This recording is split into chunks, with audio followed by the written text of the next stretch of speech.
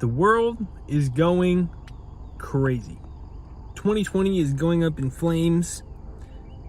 The Great Awakening cannot happen without a lot of darkness coming to the surface. And that's what we're going to talk about here in this video.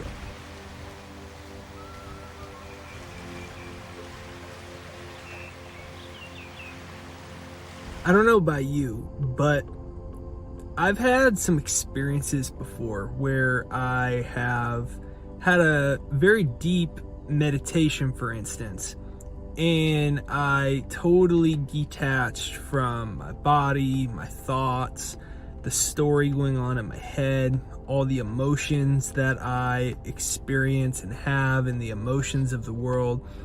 And when I have one of those rare transcendental type of experiences, it always reminds me that everything here in this reality is temporary. The whole way that this control system of the world works is by divide and conquer. And if you can keep people trapped in their emotions, then all they're going to do is react to the world instead of create a new world. The way that the entire cultural engineers that have set up this society, the way that they not only profit from it, but the way that they maintain control is to keep everybody trapped in their emotions. And if everybody is trapped in their emotions and identified with their physical body to such a degree that they forget that this too shall pass, then what happens is they become so attached to things and they become like a plastic bag blowing in the wind, to quote Katy Perry, that they are easily manipulated and controlled. And this is how we are controlled, and ultimately how we control ourselves and limit ourselves from reaching our highest destiny, our ultimate potential, and the things that we're truly here to accomplish, as Steve Jobs would say, to dent the universe. We all have that within ourselves. But what occurs is that society is so organized in a way, and we're so connected to information at all times, that we are so sucked into our physical body and our thought patterns. And right now we're in a world where the Great Awakening is bringing up all types of stuff, right? So it's bringing up all types of emotions. It's bringing up all types of fear and negativity and division, and the news perpetuates that cycle because it can't report on anything positive, because they need you to feel bad enough about yourself so that you buy the things that they advertise during the commercials. And they know, they've done so many psychological studies that negativity, fear, and anger are addictive emotions, and they keep you trapped in them. Even though we don't like the way they make us feel, we get such a stimulation from them, even though it's not a pleasurable stimulation, that we get addicted to them. So they keep feeding us all that stuff over and over and over and over again. To quote the interview, James Franco, manja, manja, manja. Give the people what they want. Give the people what they want. They want shit. And that's kind of how we stay stuck in the third dimension.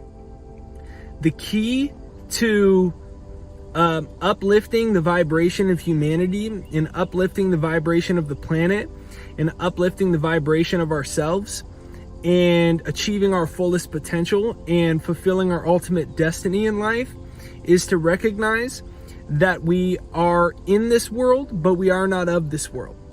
We are quite literally spiritual beings in a physical body. We are connected to an infinite field of awareness, and really what we are is just one little individualization of this pure God energy, this same universal force that creates worlds, that started you as a tiny little protoplasm and built your heart, your respiratory system, millions of miles of veins that flow blood through them perfectly, that you intercept universal God energy with your brain, and you intercept that frequency and you manifest with it from your own perception, that your brain is this giant electromagnetic switching station that's harnessing universal energy, and from your own perception and from your own vibrational field is how you create Earth, is how you create your life. And when we are able to be centered in that type of detachment, that's how we overcome fear. That's how we overcome negativity. That's how we realize oneness. Firstly, oneness with God. Secondly, oneness with other people. And thirdly, oneness with everything that we desire and everything that we want in life. And so this type of ancient knowledge has been known for thousands of years. This is how all ancient civilizations have controlled people and kept people as serfs and peasants, and that they've divided and ruled and they divide and conquered. And that's because they've hid the spiritual and esoteric knowledge about how reality is all a result of perception. And if you want to change the world, the collective perception needs to change. If you want to change the world, if you want to change reality, you're in your own individual life, like for instance, your bank account, for instance, your career, for instance, to manifest a new reality. Your individual perception of yourself and what you're capable of, and if you live in a world of abundance or a world of scarcity, that has to change for your individual life to change, right? We're all in agreement on that. Okay, well, it's the exact same thing for society. There has to be a collective shift in consciousness and perception for the world to change. And the elites know this, and so they create psychological warfare, basically. And that psychological warfare is to keep us trapped in our own emotions and enslaved in our own fears, our own inadequacies, our own guilt, our own shame, our own anger towards other people, our own all of these types of emotions, our own fear of going for our goals, our fear of bankruptcy, of, oh my gosh, I can't pay my rent, and is a war coming?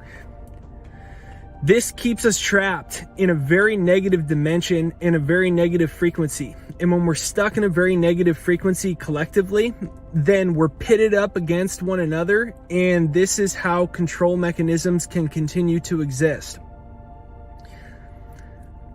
All of this has to happen right now in the world for people to wake up. We have to be faced with our own darkness. We have to be faced with our own, with all the negative and icky emotions and behaviors of humanity have to come to the surface for us to finally have that shift in consciousness. If you're going through a tough time right now, remember this phrase: this too shall pass. Now, this next phrase is probably even more important. I'm a spiritual being in a physical body. That's who you are. You are a spiritual being in a physical body. You are not your labels. You are not your story. You are not your bank account. You are not what other people have told you. You are not your past. You are certainly not the present circumstances of your life. You are infinite consciousness, manifesting yourself, manifesting and creating your own reality from an infinite stream of consciousness, from your own imagination, from your own thoughts, from your own consciousness, and from your own perception that you have about reality. Now, here's the big kicker. You have the ability to think anything that you want to think. You have the ability to go within your mind and imagine a new life, and imagine a new world, and imagine yourself as the most idealized, greatest version of yourself. You can imagine yourself no longer with the limitations you believe that you have. You can imagine yourself if you were free from your own feelings of inadequacy, from your own fear, from your own anger, from your own whatever. And you can take that thing that you hold in your imagination, and every day in meditation, you can keep honing in on that image until that inner world feels so real that when you open your eyes, you can't tell the difference between your imagination and reality. Now, the truth is, 1% of who you are is what you see with your body. 1% of who you are is what you see with your eyes, with your ears. 1% of who you are is what you perceive with your physical senses. 99% of who you are, you cannot see, you cannot smell, you cannot taste, and you cannot touch, because it is a frequency beyond visible light. It exists just as surely as a dog whistle exists, even though you can't hear a dog whistle. And this is the great secret that's been kept from us, that we are infinite spiritual beings manifesting ourselves, creating our individual reality as well as our collective reality together. You are more powerful than you can possibly imagine. You're already forgiven. You're already forgiven instantly. There's unconditional love in this universe. There's unconditional forgiveness in this universe. And there's unconditional support in this universe.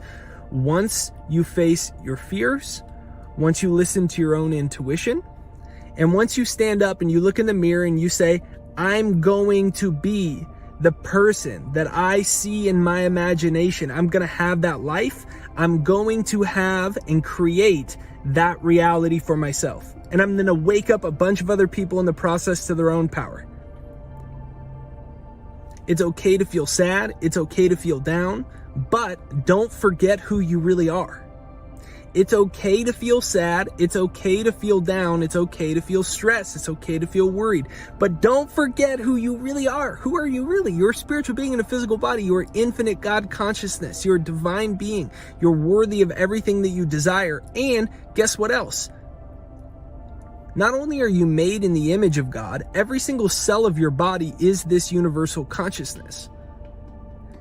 And it's feeding into you at all times. This electrical frequency is feeding into you through your mind, through your brain. It's feeding in through you, just like you plug a cord into the wall. And when you plug that cord into the wall, and it's connected to your television, that sends electrical signals through that cord. You turn the TV on and boom, it shoots the picture of the light photons out onto the screen, and you perceive it as whatever you're watching, Fox or CNN or whatever the heck.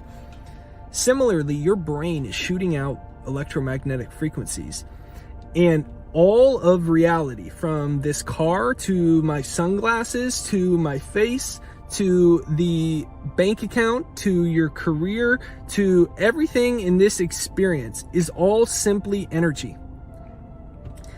And when we realize that this energy is always moving, and that we can harness the power of this energy, or we can recreate and we can remold this energy, that's when our life can change, and that's when our world can change. And so I invite you on to that journey to exercise the power of your mind, and to exercise the power of your own thoughts, and to ask yourself one question: what am I really capable of? It's time for us to wake up. It's time for us to come together. It's time for us to not be controlled by our fears, by our doubts, by our worries, by the stories in our head, by our own limitations.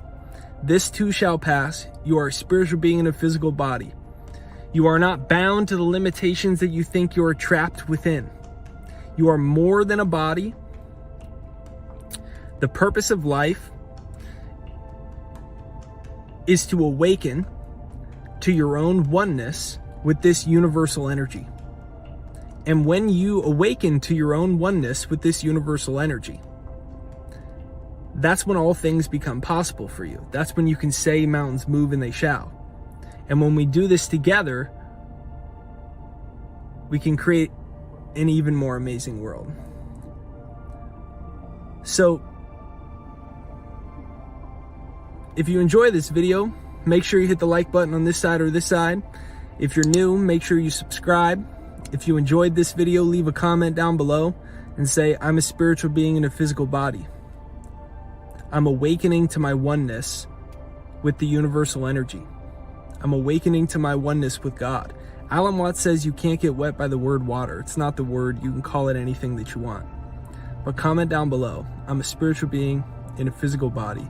I am waking up to my oneness with the universal energy. And thank you for watching this video. If you've already subscribed, I'll see you on the next video. If this speaks to you, maybe consider sharing it out to someone. The Great Awakening is here, folks. We're waking up. We are remembering.